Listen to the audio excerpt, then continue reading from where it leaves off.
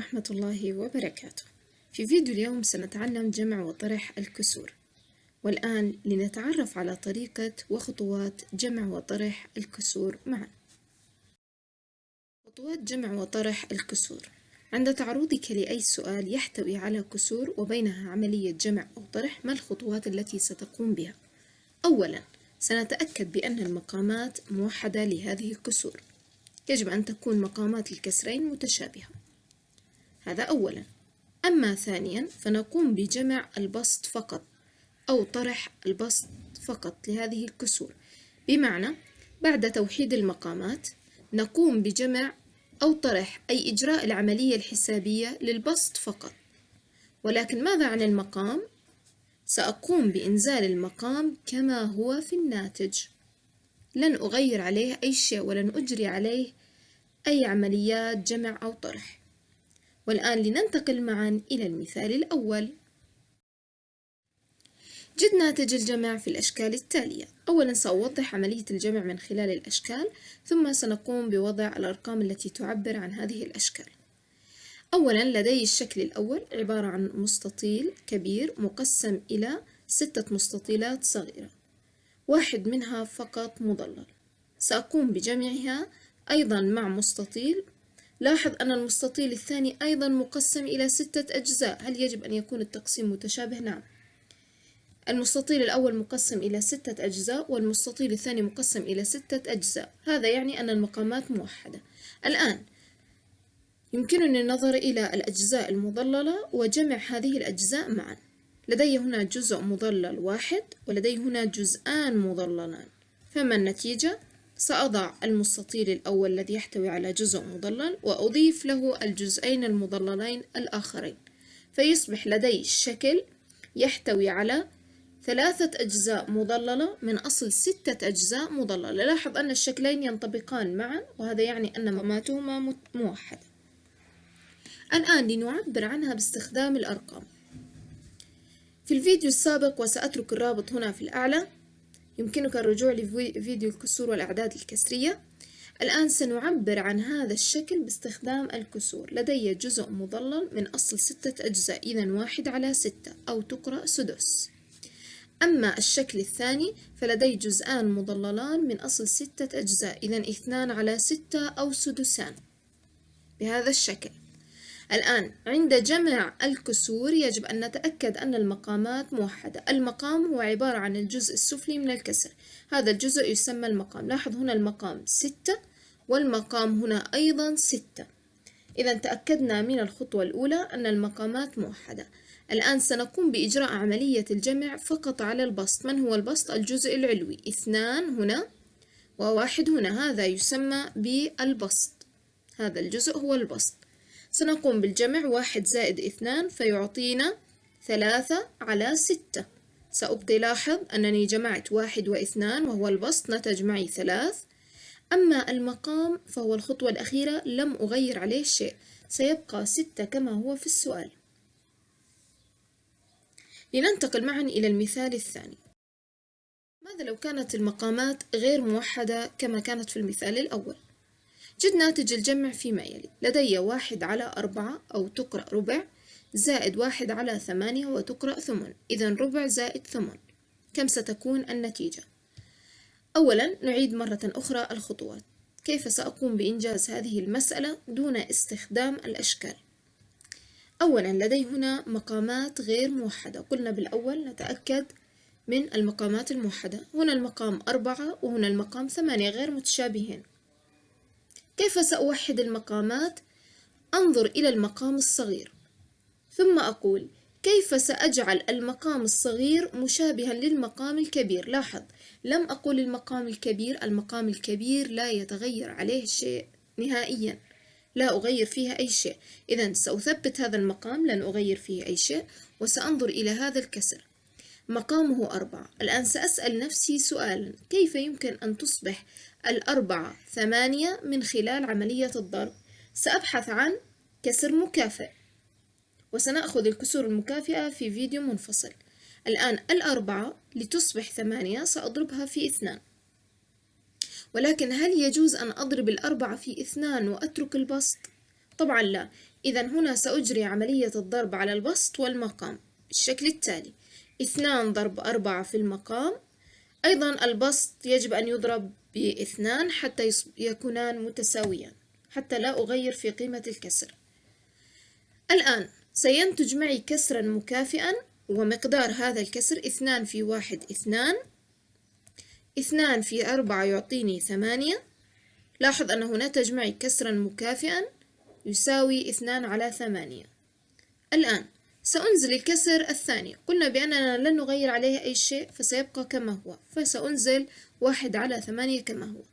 الآن فقط تغير الكسر الأول، ولكن ماذا نلاحظ من التغير؟ أن مقام الكسر الأول ومقام الكسر الثاني أصبحا موحدان، وبهذا نكون أنجزنا أول خطوة. الخطوة التالية نقوم بجمع البسط مع البسط، بمعنى 2 زائد 1 ويعطينا 3 بهذا الشكل. أما المقام وهو الخطوة الثالثة فيبقى كما هو، فأنزل 8 في المقام كما هي. أما الناتج 3 على 8. الآن لنرى كيف سنمثل هذا السؤال من خلال الأشكال. الآن هذا الشكل يعبر عن الكسر الأكبر، الكسر الذي مقامه أكبر، وهو عبارة عن 8. إذا عندي هنا جزء مضلل من أصل 8 أجزاء. لاحظ لنعد الأجزاء معا: 1 2 3 4 5 6 7 8. لدي 8 أجزاء، واحد منها مضلل. بهذا أكون مثلت الكسر الثاني الذي مقامه أكبر. الآن ما الفائدة من ذلك؟ سأرسم الكسر الثاني وهو عبارة عن 1 على 4. الكسر كلما كان مقامه أصغر كلما كان أكبر، لكن نحن نتحدث فقط عن المقام. لاحظ بأنني لا أقول الكسر الأكبر، أقول المقام الأكبر.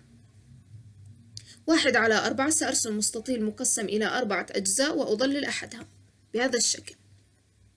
الآن كيف سأجعل؟ قلنا في بداية الحصة بأنه يجب أن يكون نفس التقسيم. لاحظ أن هذا المستطيل مقسم إلى 8 أجزاء، بينما هذا المستطيل مقسم إلى 4 أجزاء. سأرسم خط هنا وسأرسم خطا آخر هنا، بحيث يصبح المستطيل مقسم إلى 8 أجزاء، فيصبح لدي هنا جزءان مضللان وليس جزءا واحد مضلل من أصل 8. أو يمكنك استخدام الطريقة التالية: سأقوم برسم مستطيل ثاني مشابه لهذا المستطيل بهذا الشكل. رسمت مستطيل نسخة عن المستطيل هذا. لاحظ أن لدي الآن 4 مستطيلات كما نلاحظ في الشكل الأول، و4 مستطيلات في الشكل الثاني، المجموع 8. فإذا هنا حصلت على نفس التقسيم 8 أجزاء: 1 2 3 4 5 6 7 8. هذه الطريقة ستسهل عليك الأمر. الآن أصبح لدي من المضاعفة جزئين مضللين من أصل 8 أجزاء، لنعتبر أن هذا المستطيل وحدة واحدة، فإذا لدي جزءان مضللان من 8 أجزاء. فإذا أعبر عن المستطيل الأول ب1 على 8 والمستطيل الثاني 2 على 8، وبهذا أقوم بعملية الجمع بكل بساطة، فيصبح لدي 1 2 3 أجزاء مضللة من أصل 8 أجزاء بهذا الشكل. الآن جد ناتج الطرح فيما يلي. سنقوم الآن باستخدام الأرقام بدلا من الأشكال. كيف سأقوم بعملية الطرح؟ نعود مرة أخرى إلى الخطوات لنتذكر معا. الخطوة الأولى أن أقوم بالتأكد من المقامات. لدي هنا المقام 15 وهنا 3 مقامات غير موحدة. سأجري توحيد للمقامات قبل أن أبدأ بأي شيء آخر. الآن حتى أجعل الثلاث، لاحظ أنني وقفت عند المقام الأصغر. الآن سأجعل الثلاث مساوية لل15. كيف؟ بضربها ب5. هل سأضرب الثلاث وحدها ب5؟ لا، ولكن سأضرب أيضا الاثنان ب5. إذن سأضرب الثلاث ب5 وكذلك البسط ضرب 5. الآن 2 ضرب 5 يعطيني 10. سأنزل أولا الكسر الأول لأنه لم نغير عليه أي شيء، سأضعه كما هو. ثم 2 ضرب 5 يعطيني 10.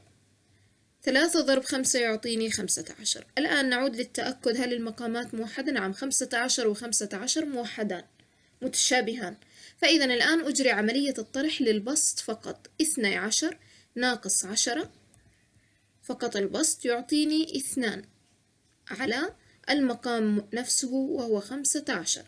لاحظ أنني أجريت عملية الطرح على البسط 12 ناقص 10، أما المقامات بقيت كما هي، أنزلت المقام 15 كما هو في السؤال.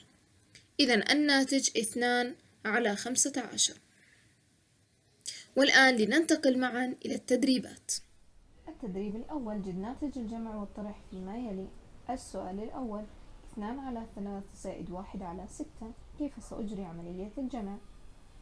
الآن لاحظ بأن المقامات غير موحدة هنا، فالمقام الأول 3 والمقام الثاني عبارة عن 6.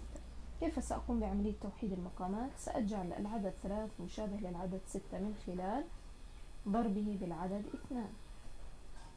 الآن بعد أن ضربت المقام بالعدد 2 سيصبح 6، ولكن البسط أيضا يجب أن يضرب بالعدد 2 يتشكل معي كسرا مكافئا ولا أغير على قيمة الكسر الأصلي. الآن 2 ضرب 2 يعطيني 4، سأسجل هنا 4. 2 ضرب 3 يعطيني 6 زائد 1 على 6. لاحظ أنني لم أغير على الكسر الثاني شيء. الآن سأقوم بعملية الجمع. 1 زائد 4 البسط مع البسط يعطيني 5، أما المقام فينزل كما هو في الناتج 6. فإذا 5 أسداس أو 5 على 6 هو الناتج. الآن لننتقل إلى السؤال الثاني. سنقوم بعملية الجمع. لاحظ أن المقامات هنا موحدة، فلا داعي لتوحيد أو لخطوة توحيد المقامات، فهي جاهزة. مباشرة سأجمع البسط مع البسط. 3 زائد 1 ويعطيني 4. 4 وهي المقام سيبقى كما هو في الناتج، فسأنزل هنا 4. الآن لاحظ أن 4 قسمة 4 تعطيني عددا كليا ويساوي 1، لأن 4 كم فيها؟ 4 فيها 1. الآن لننتقل إلى السؤال رقم 3. 7 على 12 ناقص 1 على 2. الآن لاحظ هنا أن المقامات غير موحدة حتى لو كانت العملية طرح. كيف سأجعل المقام الأصغر مشابه للمقام الأكبر؟ بضربه بالعدد 6. 2 ضرب 6 يعطيني 12، وسأضرب أيضا البسط. إذا ضربت البسط والمقام بنفس العدد وهو 6. الآن لنكتب الناتج. الكسر الأول سينزل كما هو 7 على 12، لن أغير عليه أي شيء، ناقص 1 ضرب 6 هنا في البسط يعطيني 6، أما 2 ضرب 6 فيعطيني 12. الآن سأطرح البسط. 7 ناقص 6 1، وأنزل المقام هنا، أنزل المقام كما هو هنا.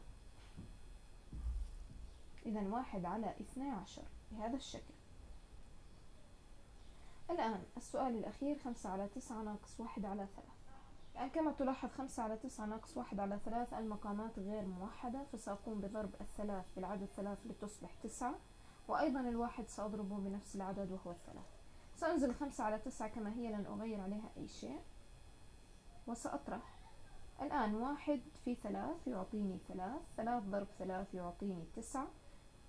الآن سأقوم بطرح البسط ناقص البسط. 5 ناقص 3 يعطيني 2، أما المقام فيبقى كما هو، فأنزله هنا 9. 2 على 9 هو الناتج. وفي ختام هذا الفيديو لا تنسى الاشتراك في القناة وتفعيل زر الجرس ليصلك كل جديد ومفيد. والسلام عليكم ورحمة الله وبركاته.